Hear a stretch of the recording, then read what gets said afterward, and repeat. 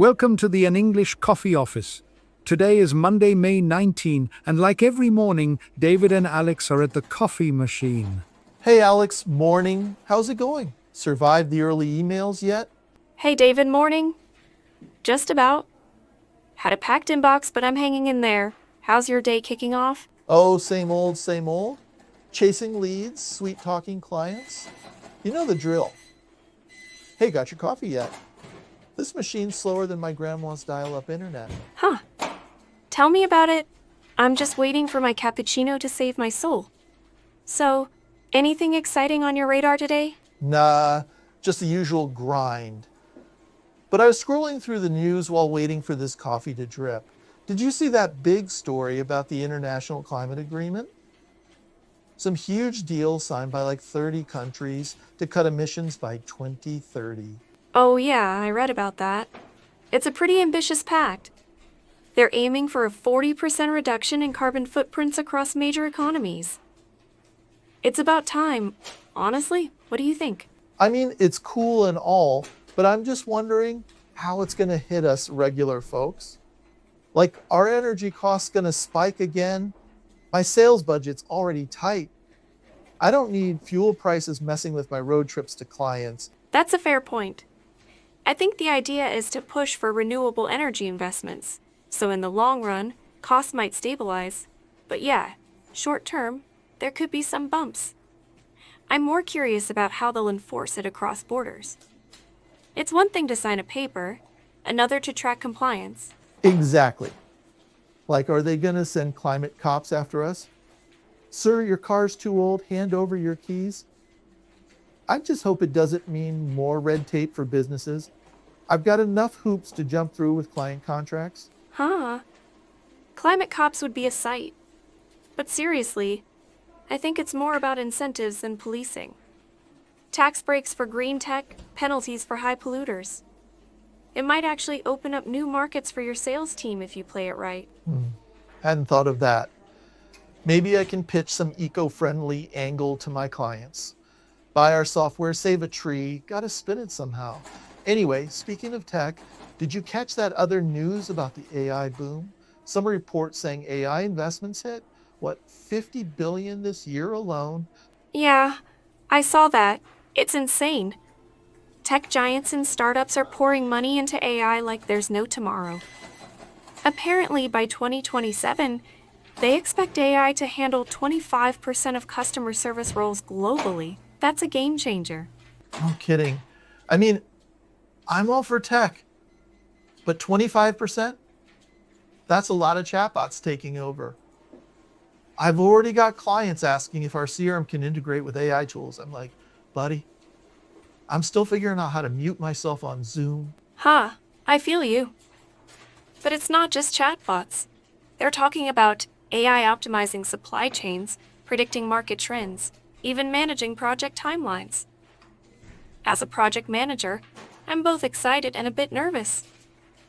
What if an algorithm starts scheduling my sprints better than I do? Oh, come on. No bot's got your magic touch, Alex. But for real, I'm wondering if this AI craze is going to jack up software costs. Every vendor's slapping AI powered on their product and doubling the price. My budget's crying already. That's true. The hype can inflate prices before the value's proven. But on the flip side, if it boosts efficiency, it might save costs down the line. I read that some firms cut operational expenses by 15% after adopting AI tools last year. Still, it's a gamble. Yeah, gamble's the word. I just hope my job doesn't get optimized out of existence.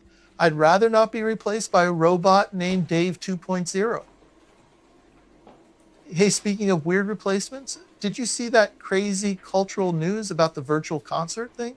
Oh, you mean the holographic music festival? Yeah, I read about that. They had over 100,000 attendees tuning in online to watch digital avatars of famous bands from the 80s. It's wild how they recreated those performances, note for note. Wild is right. I mean, who needs real concerts anymore? You just slap on a VR headset and boom, you're front row for a band that broke up before I was born.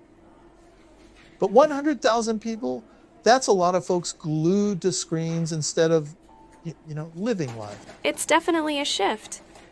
I get the appeal. Nostalgia plus accessibility. Not everyone can travel to see a live show. But I wonder what it means for new artists. If we're all obsessing over digital ghosts of past bands, are today's musicians getting drowned out? Good point. Like, why drop $50 on a ticket for some indie band when you can VR your way to a classic rock show for half the price? Still, I gotta admit, I'd pay to see a hologram of my favorite 90s rapper. I'd be rapping along in my PJs, coffee in hand. Huh. I can picture that. I'd probably tune in for a 70s disco revival myself. But yeah, it's bittersweet. Technology's amazing, but it sometimes feels like we're losing touch with the real stuff. Live energy, sweaty crowds, spilled drinks at a gig. Totally, I miss those messy nights out. Now it's all sanitized virtual vibes. Hey, maybe we should pitch a company event like that.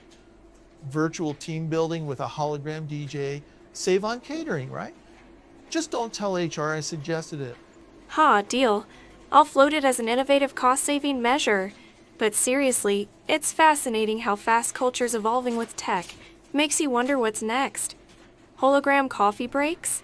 Oh, don't even joke about that. I need this real coffee to keep me sane. If they replace this machine with a virtual brew while I'm out, I'll start smuggling instant coffee in my desk drawer. You and your contraband coffee? I'd probably join you, though. There's something about the smell of real beans that no VR can replicate. Anyway, I guess we're seeing changes everywhere. Politics, tech, even entertainment. Yeah, never a dull moment. Makes you realize how fast the world's spinning. 1 minute you're signing climate deals. Next you're jamming with a hologram. Gotta keep up or get left behind. True. It's a lot to process. I try to take it one project at a time, though. Speaking of which, I've got a 10:30 meeting with the dev team. Need to prep some timelines before they start asking questions I can't answer. Ha! Don't sweat it. You've got this. I've got a client call at 11, so I better chug this coffee and look alive. Can't have them thinking I'm half asleep even if I am. Same here. Coffee's my lifeline today. Hey, let's catch up later if you've got a sec. I'd love to hear how that client pitch goes. You got it. I'll swing by your desk after. Might even have a funny story if I flub the call. Anyway, let's get cracking. Don't let the AI overlords take over just yet. Huh. I'll do my best. Have a good one, David. Knock that call out of the park. Cheers, Alex. See you around. Time to hustle. Time to get to work. Don't forget to subscribe and practice your English every day. You'll see how it just keeps getting better and better. See you tomorrow. Hope you have a fantastic day.